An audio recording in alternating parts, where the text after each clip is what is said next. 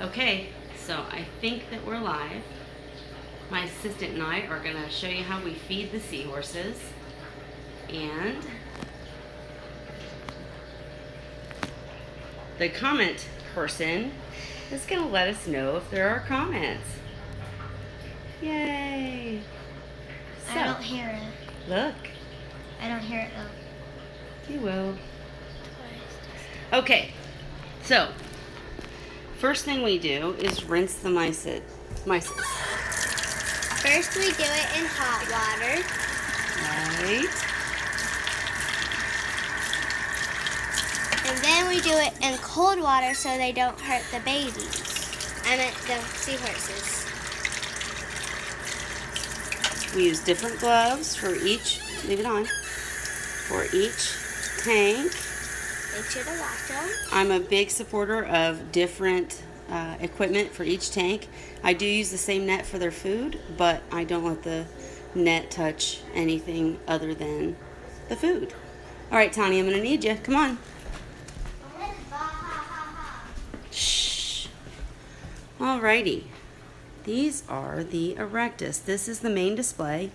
Just a note, the reason it's not perfect right now and not looking very good is because half of the tank is missing. We had a huge aptasia problem and we pulled half the rock. We bleached it and now we're recycling it. And unfortunately, as soon as we did that, the million peppermint shrimp we added to the tank started doing their job and killing the aptasia. And yeah, now we have to broadcast feed again because the peppermint got so strong that they started eating all the snails. So we were target feeding this tank, but now we broadcast feed. Part of the point of this live video is to show that we do tanks differently. Every tank gets different feedings. So Tanya, take over. Look at this big boy. I know it. That's the big boy. That's our big boy. And they can grow to 3 inches tall? They can grow to, that one's 9 inches. Oh. Okay, hold the video so I can feed. All right.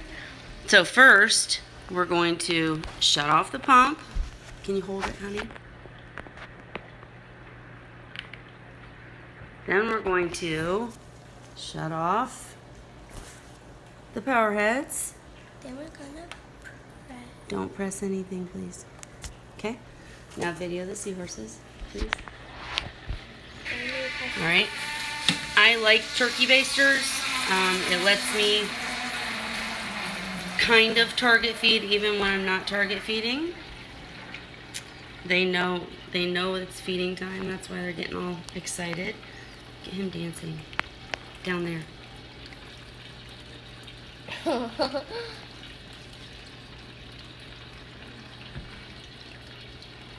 Now she's going to put the food in.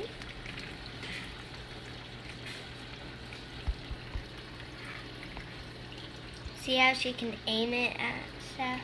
I do aim it, but in this tank, I do let it kind of go everywhere because, like I said, the peppermint got a little frisky and started eating snails. So now I do want leftovers in this tank just for the CUC cleanup crew. But these guys are very aggressive and they'll go right after the food. They'll eat it anywhere, anytime, anyhow. They get 2 to 3 feedings a day. If I do have live foods, I'll give them a treat in between, but they get 2 to 3 feedings a day. Also, I wanted to show that this tank is run on an algae scrubber. The algae scrubber is rigged and looks like crap. That's because Ronald Chinners made the algae scrubber for me. It's actually a dual. I'll have to do a later video on it to actually show you how it works. But there are lights on each side and 2 screens so that I never have an issue with, you know, cleaning the screen and having to start over. My skimmer obviously needs empty. Ooh. We're getting ready to do our water changes. We just wanted to redo this live feed because the first one got messed up. So anyways, algae scrubbers, very, very good. Makes a huge difference in your tank. You wouldn't believe it. Also, we And added the UV, which also has helped us tremendously. And what were you gonna say, Tanya? Briley said, "Hi girls, I'm here." Oh, Briley's watching. Hi, Briley. Okay, so that's how we feed the Erectus, the big guys, and they will eat every bite. There's the little peppermints that will come out and eat anything left over. We actually need to get more snails after we add the rock back, because it's gonna be a little bit of a change. Okay, you take over. Oh, you know what? I forgot to put your thing back. The tools back. So, then we head to the next tank. Change gloves, of course. Change gloves. And what tank is this? This is the grow out tank. It's actually way too crowded.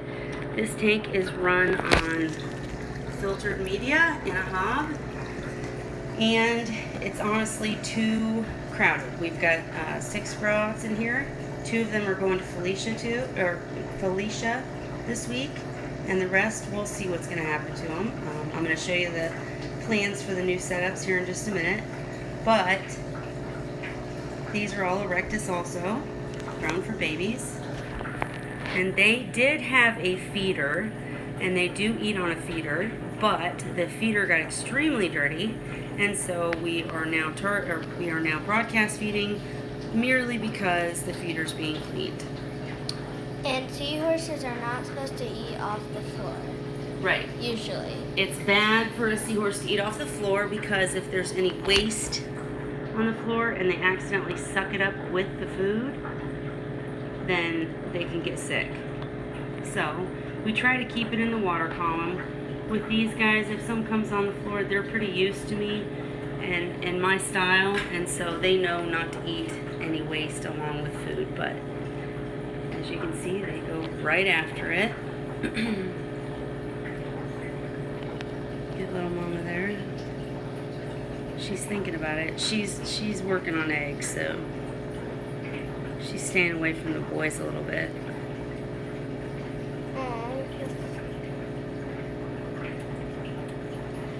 Okay, and then we have... do you want to show them what's in the bucket? Sure, we can show them that now. All right. In the buckets we have the cycled rock for Sean's tank. Second bucket is cycled media. There's rock and there's bio balls. There's all sorts of media in there that I cycled with ammonia and Dr. Tim's, and that is to start up any tanks in a quick hurry or to help any tanks that are having troubles. Then we have the salt water being mixed for our water changes that we're getting ready to do on all of these tanks. Right, now right here, we're going to the hybrids. Oh, I didn't know you were doing that. All right. Actually, let me see it real quick. These guys are newer. They had ammonia poisoning when I got them, and they were very thin. As you can see, they're starting to fatten up and get used to me. They are quality seahorses. I know this because they will not eat food that's not being suspended within the water column. The problem we had was that water was being sucked up. This is a hospital quarantine tank, and it was being sucked up into the hob before they ate it. So we put a sponge on the intake, and we used this contraption that came from Dan at Seahorse Source, which I'll go over in a minute. But here you go, Tanya. Okay, hang on just a second, Tori. You can tell me in a minute.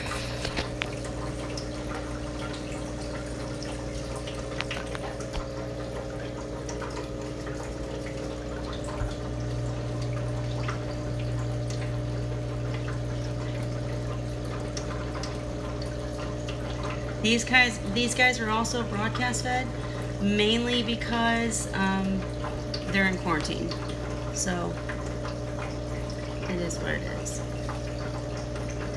I will use a baster to target feed if they're not eating, but all right, so I'm going to describe this contraption now. This is actually an electrical sweeper that Dan showed me how to make, and the bottom of it will suck up any food. It almost acts like a power head, and the bottom will suck up any food and spit it back out. Whoa, up top. So it keeps the water or the food constantly suspended in the water column, So it that they'll doesn't eat hit it. the ground and it can't. Well, it doesn't hit the ground and get bacteria. Here, hold it back. So Tori, what's the question?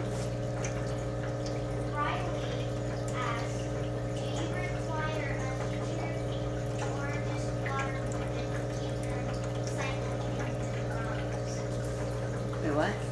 Wait, what? Riley asks, do you require a sewer or just water movement and cycling In the drums? Hang on, Tanya, keep going. Oh. Okay, Briley. We'll go this way and I'll show you. Sorry for the dirty house, but we're headed to the wonderful Barbori. Okay, so my house is on central air. Boy, that is dirty and I need to clean it. Woo! I think it's a filter because looking at it in person, it's not that dirty. Anyways, we keep it at 71. The tanks all stay at 70 to 72. So I don't use heaters in any of my tanks except for the reef. We've decided to keep the reef. So you'll be seeing some videos about fixing the reef because it is a tad dirty. We need to fix the refugium, and we actually cleaned the skimmer the other night and we'll be putting that back. But anyways, the reef has a heater. The other tanks, none of my other Seahorse tanks have a heater. There's another question when you're done. Okay, we'll come to it. Take this. All right, with the Barbori, you can see that there's no flow. The spray board's not working. We turn off the flow, and then the Barbori know to come to the top to feed. This is not ideal. It's not what I want to happen long term, but it works for now. They were very afraid of my turkey baster method. Hi, guys.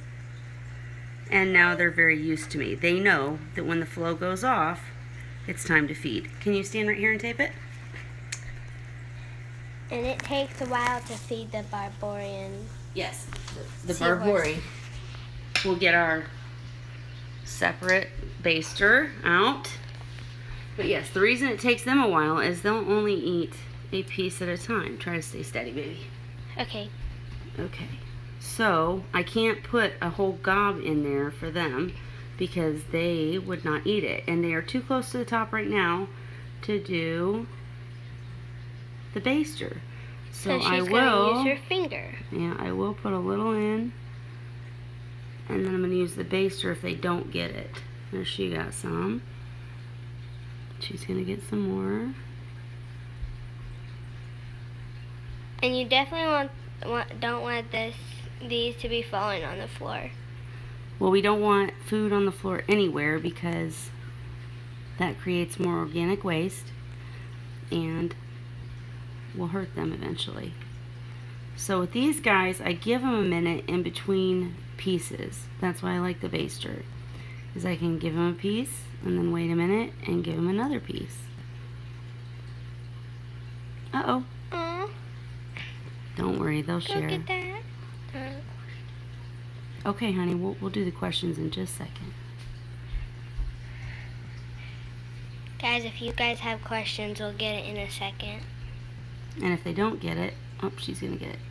But if they don't get it, then I try to suck it back up because I don't want any food To be on the floor. if I can help it. There's gonna be a couple pieces always, but if we can help it, we don't want that. Alright, keep taping them for just a second. I'm gonna empty this.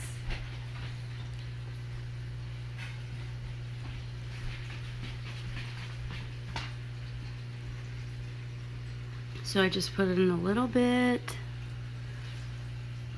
See what they get, see what they don't. See how she only took a little piece of it?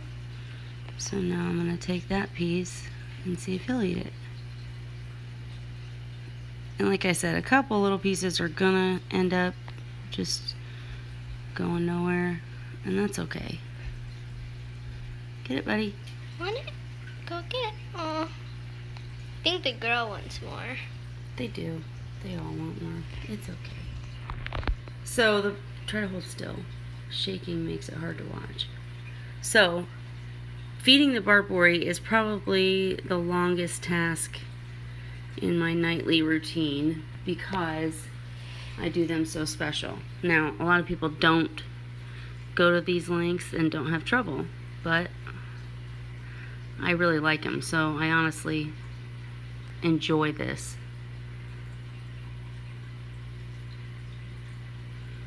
And they come up and hang out with me for a while. It's kind of cool. They don't like the little pieces at all. Keep taping. I'm gonna empty it again. You have to always empty it.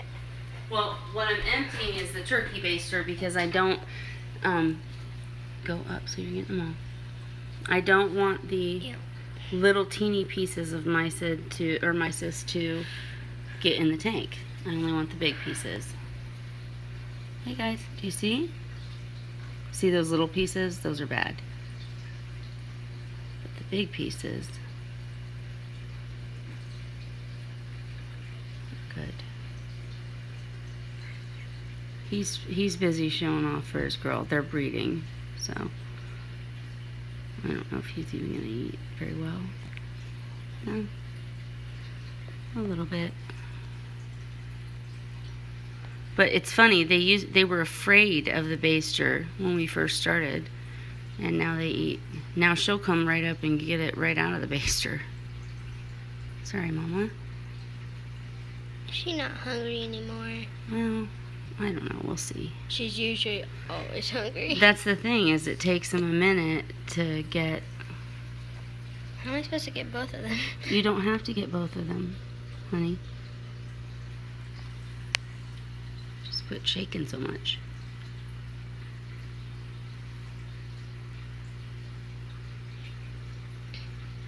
You see it, Mama? There you go.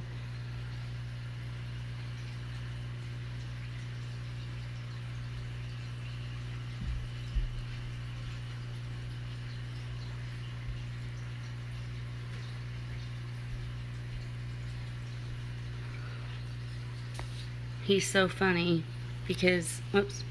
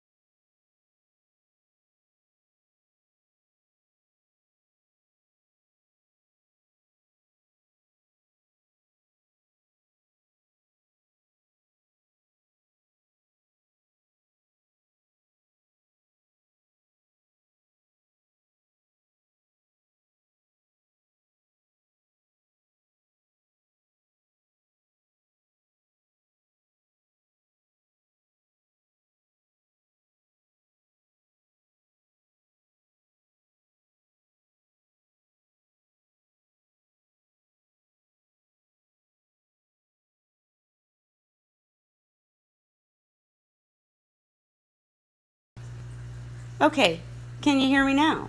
All right. Well, what I was saying is the reason that I turn off the flow to feed these guys is because they're very slow in everything that they do.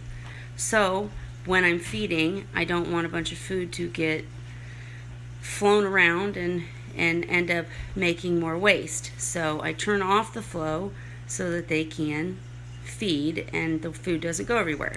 Hold this and I'll turn the flow back on so they can see. Good. I don't know what button we hit. Apologies, people. Sorry.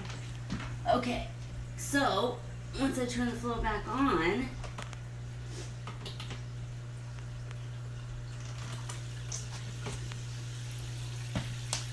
as you can see, there's tons of surface agitation, and they don't mind it at all. But you saw that piece of food go flying. I just don't want that. As for the other tanks, these guys are a little more sensitive and etc. But with the Erectus, I make sure that their flow is extremely high because I have so many of them in there. And the waste is so high, and they will actually flow dance. If you remind me at the end of the video, we'll show them flow dancing. There's a question. Okay, hon, here we come. All right, so that's the Barbori, and let's say goodbye to the reef for a minute. Oh, that You know was what? Let's part skip of the the reef. question. What? Did the Barbori male have some babies? Oh, Not yet. oh, the Barbori male pregnancy, I will tell you about in a blog because it's a very depressing story. He did. I do not have them. We'll talk about it later. Still makes me want to cry. All right, so let's give the reef a little food. This is why I would never put a seahorse in a reef tank. Look at these crazy ass fish. Excuse my language. Yeah, there's no way that a seahorse would ever get any food with these guys around. Yeah. Okay, Crazy. moving right along. Here you go, Tanya.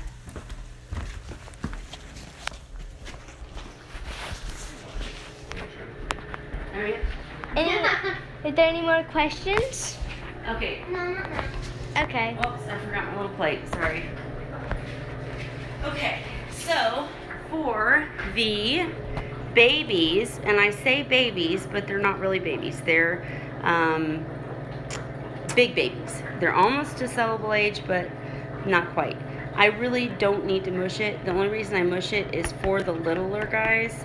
There are a few little ones, so I do mush it much more finely when I have smaller babies and I'm weaning. And we are going to do some videos soon about raising fry, which will show one of my favorite breeders did a great video that we haven't posted yet about how to feed weaning fry. But this I just mush up a little bit so that there are some little pieces for the littler guys. Okay. Push it up a lot. Here are the babies. You getting the babies? Good. Whoops. Alright, whoops. And they get more feedings than the regular tanks. They are fed anywhere from 4 to 6 times a day. I usually hatch some brine shrimp or buy adult brine shrimp and then enrich it for them. As you guys see, little Mark's little teeny yellow self is still alive and doing well. But he just doesn't grow as fast as the rest. It kind of worries me. But anyways, my point is they feed more than the rest of the tank, so I have to remember to constantly give them a little more because I don't want buildup at the bottom of the tank. Now this is before water changes, for the record, but all of that will be gone within an hour because that is the danger with babies right there. That crap on the floor. That is what you do not want. In this tank, this standalone baby tank, I've got the bubbler that keeps the water suspended, or the food suspended a lot. I've got the hob. In the hob, I keep Purigen. I don't know if you can see it. I keep a ton of Purigen, which helps a lot. And I also keep cycled media, but I still do 1 to 2 water changes a day, wiping down all the sides of this tank to make sure that they stay healthy, because that's a lot of babies in one little tank. I don't like standalones. I'm going away from them. I'll show you guys in a minute, but anyways, there's feeding the babies, and we'll come back to that. These guys have not eaten all the food yet. They ate quite a bit. Let's see. Okay, I guess the last thing is just to tell you guys about the projects we're doing. So here's the plan for doing this a little bit better than what we're doing right now. We've got the tub set up. This design came from Colby and some other people on the Seahorse and Pipefish group on Facebook. Basically, they are tubs, and they have, that's not very good lighting, sorry. They have a drain, and over the drain, you put this piece, which will have mesh wrapped around it. Very, very fine mesh, like a window screen, so that fry can't get through it. That way, okay, just 1 second. That way okay, what's the question? What are the girls doing up so late? The girls are helping us video because the first one got deleted. They got 2 more days of school, and then, God help me, I hope they sleep more than this. Please, God. Okay, anyways, these are fry tubs. Basically, we're going to keep 2 sets of fry batches. I'm thinking about even putting the breeders in these tubs and letting them have the fry in there, because a very good breeder friend of mine has taught me how to keep better records so that we don't have any inbreeding happen, and we can make sure that we know who the daddy is, so to speak.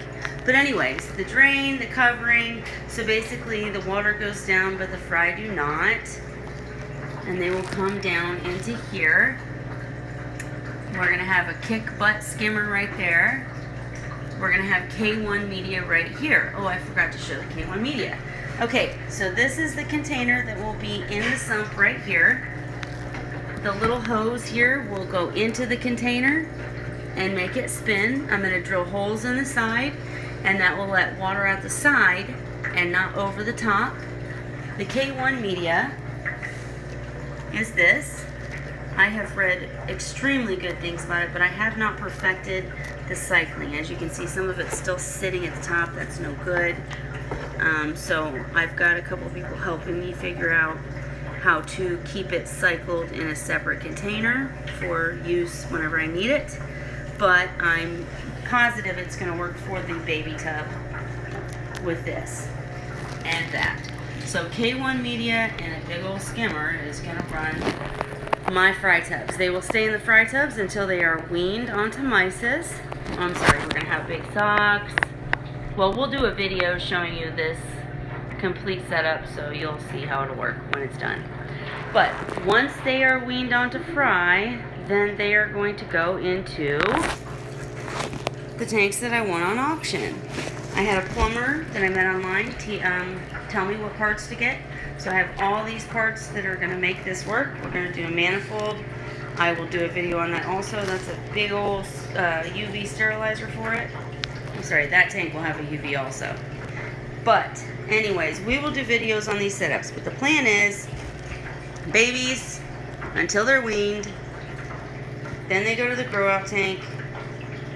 Once they've outgrown the grow out tank, they will then go over here where these tanks will be gone, and I will have a 90-gallon tank for future further growing out, so that these guys will no longer be so cramped, and these guys will no longer be so cramped. And that's the plan. I'm trying to think what. Okay. I'm trying to think if there's anything else I needed to say. Oh, what about me? That's, The night oh, you can. This is the Brine Shrimp Center that's not active right now. I do have, 2 babies but I'm just, the male that had them only had like 5 babies. So I'm still enriching brine. I'm still doing what I need to do, but I'm not going to the lengths I usually go to. And I sure didn't set up the tubs for 5 babies. But, I mean, we're still hoping they'll do well. It was the first batch for this male, so, you know, we're just going to go with it. And I do have a little more adult brine left. Excuse my mess. And this is the cleaning stuff that's going back into this tank. So that's why it's so bare, is because we're cleaning their feeder and we're cleaning their stuff as we speak. Again, I just want to stress that I use different nets, gloves, everything, scrapers. I don't use anything on multiple tanks. Every single tank has its own equipment. I do not use anything. I change my gloves between tanks because I'm so worried about anything being passed between tanks. So that's just a tip. It's helped me a lot. The Erectus in the big tank that we saw at first, my breeder guys, these guys have been with me for years. They have been with me in breeding for years. I know you cannot tell by the video. Hi. They've got algae. The tank has trouble because I think I told you guys we had to bleach the rock for Aptasia, and it's now being cycled to put back in. But these guys are huge. I wish you could see them in person. They're just huge.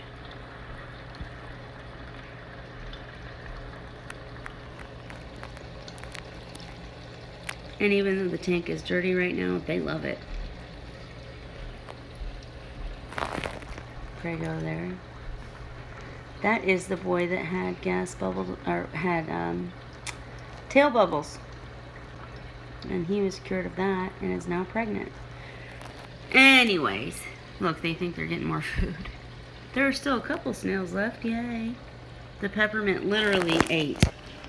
All that is a pile of snails that the peppermint shrimp ate.